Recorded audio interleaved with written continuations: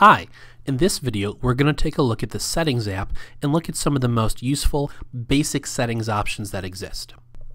Here on my iPad I'm on my home screen, also called the springboard, and I'm going to tap the icon for the Settings app. It's the one that looks like a set of gears. As you can see, the Settings app is set up like a lot of the different apps that exist on the iPad. There's a list of options to choose from on the left-hand side of the screen, and on the right-hand side there's the actual details of whatever it is that you're looking at. I'm going to look at two areas of the Settings app in this video. First, I want to look at brightness and wallpaper, then I'm going to look at a few of the options under the general settings area. So brightness and wallpaper controls really three different aspects of your iPad. First of all, one option is how bright your screen is. You can see that under brightness and wallpaper, there's a slider that controls the brightness of the screen. This is similar to the one that shows up in the multitasking drawer. But there's another option here, which is auto brightness. Your iPad has a sensor built in that can detect how dark the room is and can actually adjust the brightness of the screen so that it's easier to see when the room is dark. If you don't like that option, you can just turn it off right here. The second option in this area is labeled wallpaper, and this actually controls the wallpaper on two different areas of your iPad. One is on the lock screen, that screen that shows up when you hit the power button or the home button when it's turned off, and that then asks you to slide your finger to actually turn the iPad fully on. The other is the wallpaper behind your home screens. You can choose one image to be used behind all of your different home screens. And the way you choose them is right here. It currently shows you the pictures that you have selected, and if you want to change one, you can just tap on the option, and then it'll actually present you with both a list of all the different photo albums that exist on your iPad, as well as a special wallpaper gallery that contains a number of different images that Apple gives you to choose from. If you want to change what one of your graphics is, you can just select the one that you want. Then you see that it gives you a full-size preview of the picture along with buttons for setting this image as your lock screen background or wallpaper, or your home screen wallpaper, or setting both of them at the same time. All you need to do is press the button for the one that you want. It's also possible to change the wallpaper on your iPad from other applications, such as the Photos app. When you're looking at photos, there is an option for setting wallpaper right there as well, so you don't have to come into the Settings app to make that happen. The other area I want to talk about is the general settings area. As you might imagine, the general settings area contains a lot of different options together in one place. We're only going to look at a few of these options. First of all, take a look at the option labeled Sounds.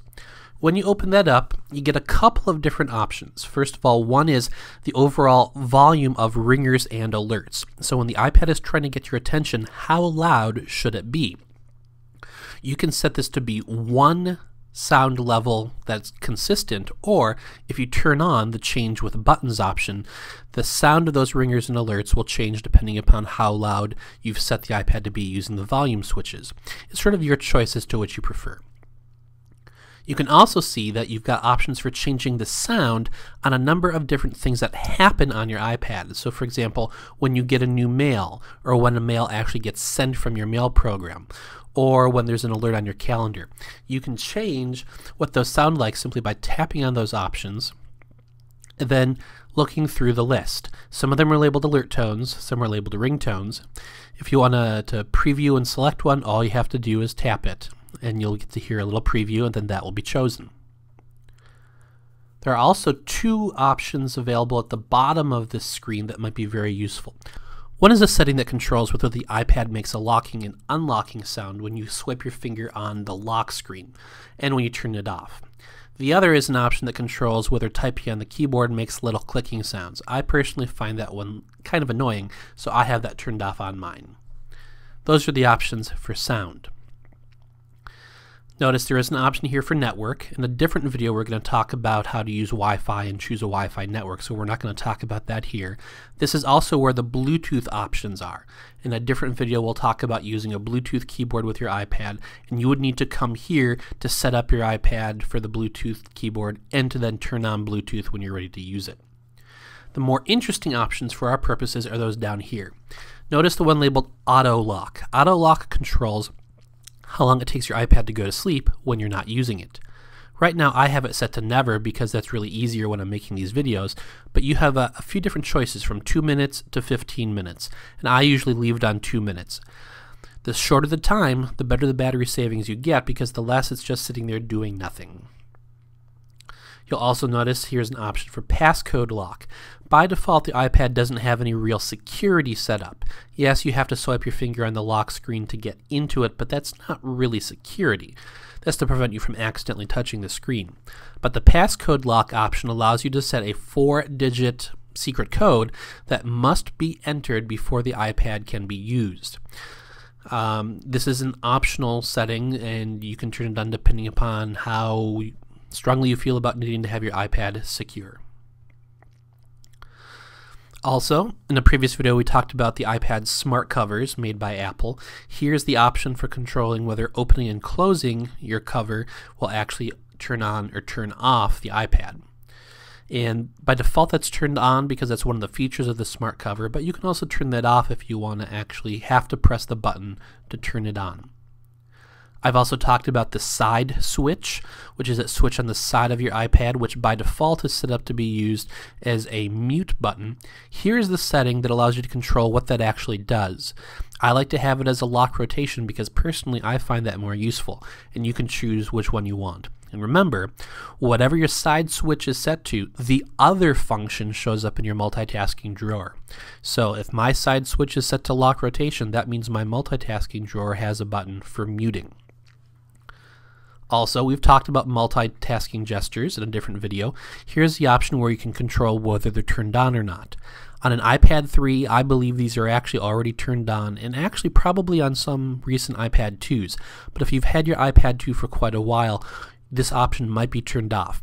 This is where you can use 4 or 5 fingers to go back to the home screen, show the multitasking drawer bar, and then go between apps. I like that setting. I find it very useful. The final thing I want to show you here is in the keyboard area. The keyboard area controls a number of different options. Now we'll come back into this area at a later point when we talk about international keyboards. But here I want to show you are the options that control some of the default behaviors. For example, does the iPad try to start capitalizing a sentence after you type punctuation? Does it auto-correct your spelling? Does it check your spelling at all? You can also turn off caps lock and also turn off that ability to double tap the space bar to insert a period followed by a space. You've also got the ability to turn off the ability to split your keyboard. Then also note this shortcuts area down at the bottom. You can actually create custom shortcuts that allow you to type a short phrase and have it automatically turned into a much longer phrase when you type. A lot of people find that can be a very useful option, a way to save some typing time. And that is the basic useful settings on your iPad.